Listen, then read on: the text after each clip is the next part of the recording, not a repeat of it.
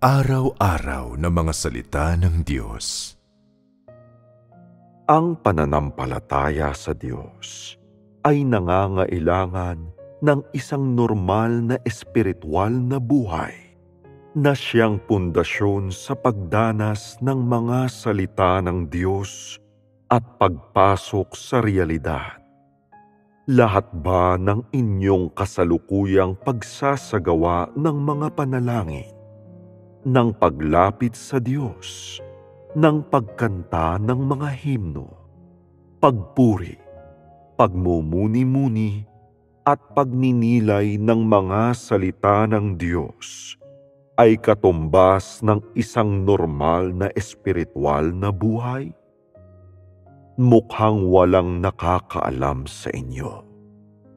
Ang isang normal na espiritual na buhay ay hindi limitado sa mga pagsasagawang tulad ng pagdarasal, pagkanta ng mga himno, paglahok sa buhay iglesia, at pagkain at pag-inom ng mga salita ng Diyos.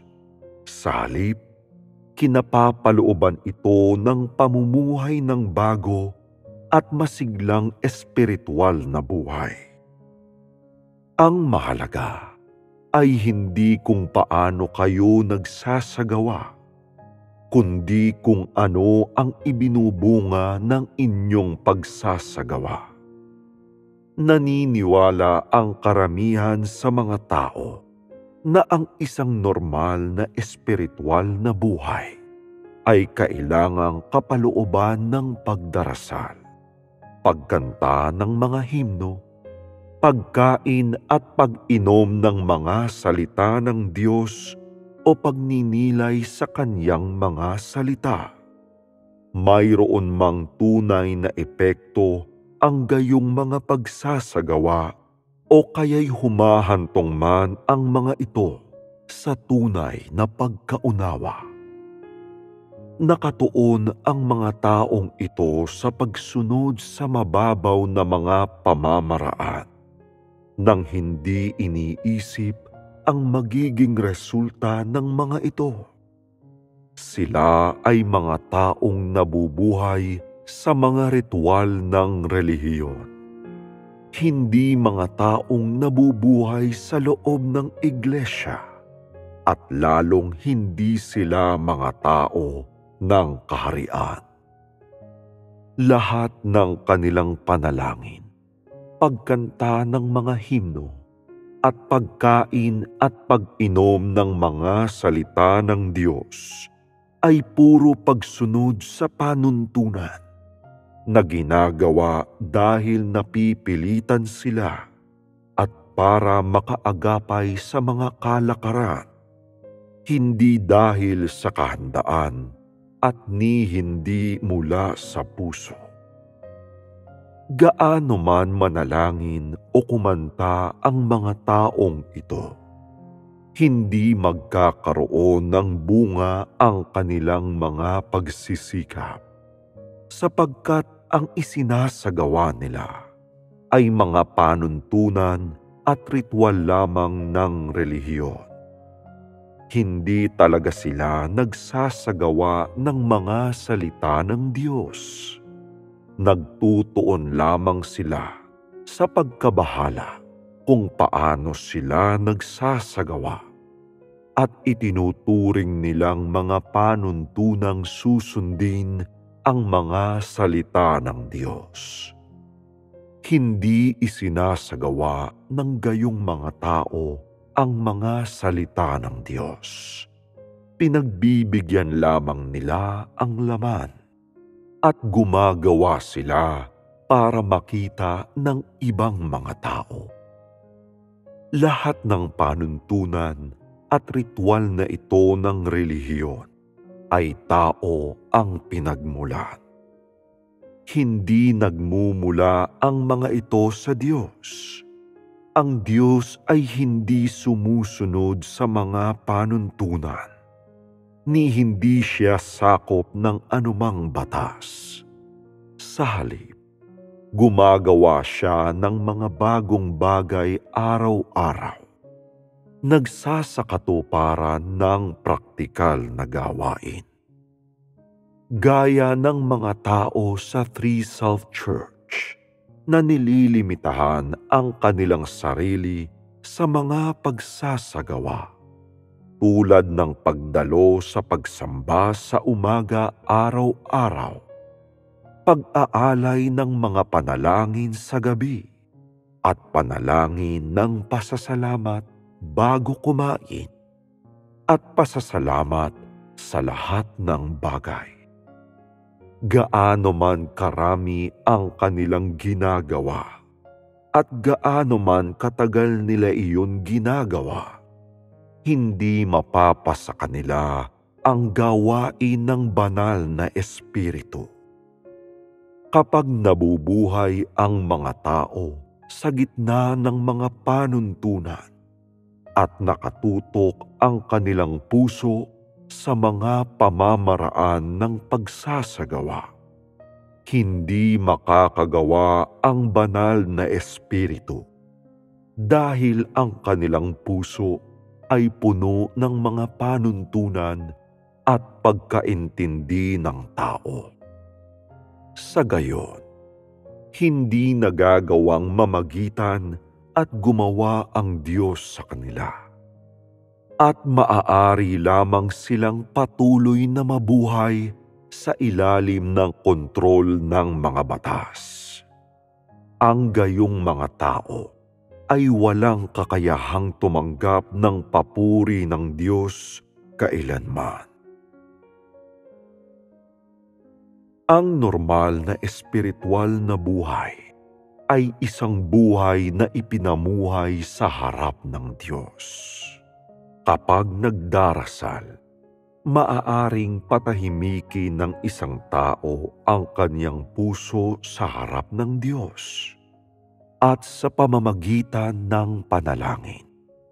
Maaari niyang hangarin ang kaliwanagan ng banal na Espiritu, malaman ang mga salita ng Diyos, at maunawaan ang kalooban ng Diyos.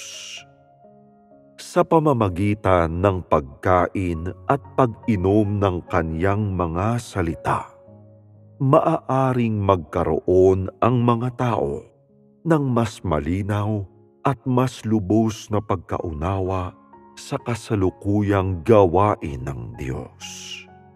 Maaari din silang magkaroon ng bagong landas ng pagsasagawa at hindi sila kakapit sa dati. Lahat ng kanilang isinasagawa ay para magkamit ng paglago sa buhay. Tungkol naman sa panalangin, hindi ito tungkol sa pagsambit ng ilang salitang masarap pakinggan o pag-iyak sa harap ng Diyos upang ipakita kung gaano kalaki ang iyong utang na loob. Sa halip, ang layunin nito ay upang sanayin ang sarili sa paggamit ng Espiritu na nagtutulot sa Kanya na patahimikin ang Kanyang puso sa harap ng Diyos. Nasanayin ang Kanyang sarili na maghangad ng patnubay mula sa mga salita ng Diyos sa lahat ng bagay para mailapit ang puso niya sa isang sariwa at bagong liwanag bawat araw, at upang hindi siya maging walang kibo o tamad at makatahak siya sa tamang landas ng pagsasagawa ng mga salita ng Diyos. Karamihan sa mga tao sa panahong ito ay nakatuon sa mga pamamaraan ng pagsasagawa.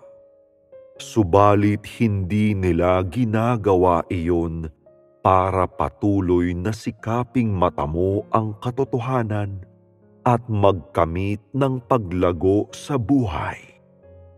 Dito na sila naligaw ng landas.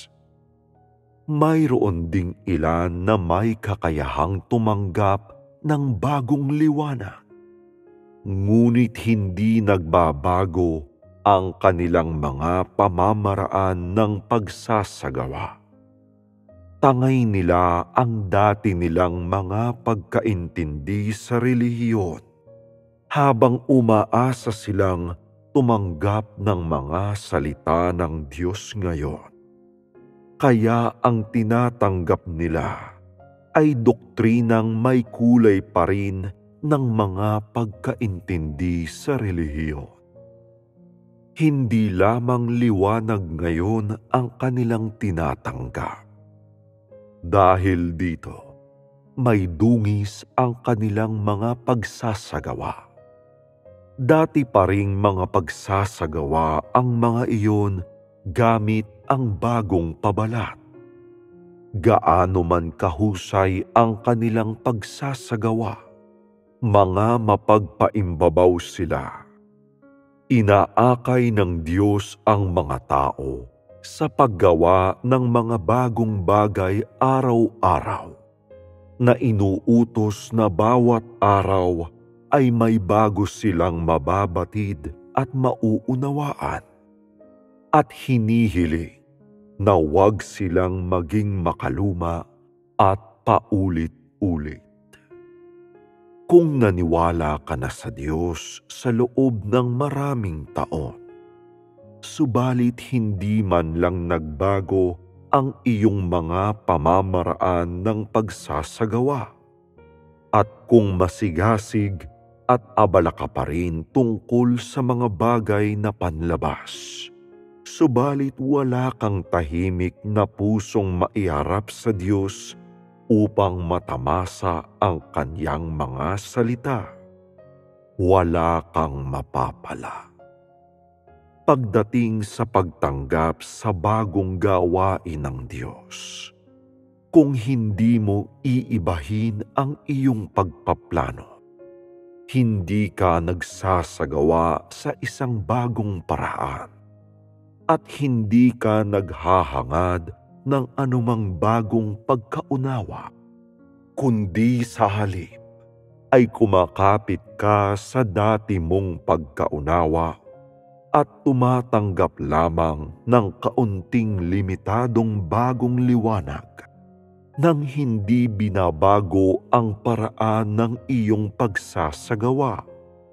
Ang mga taong katulad mo ay kasama sa daloy na ito sa pangalan lamang. Ang totoo, sila ay mga relihiyosong Fariseo sa labas ng daloy ng banal na Espiritu.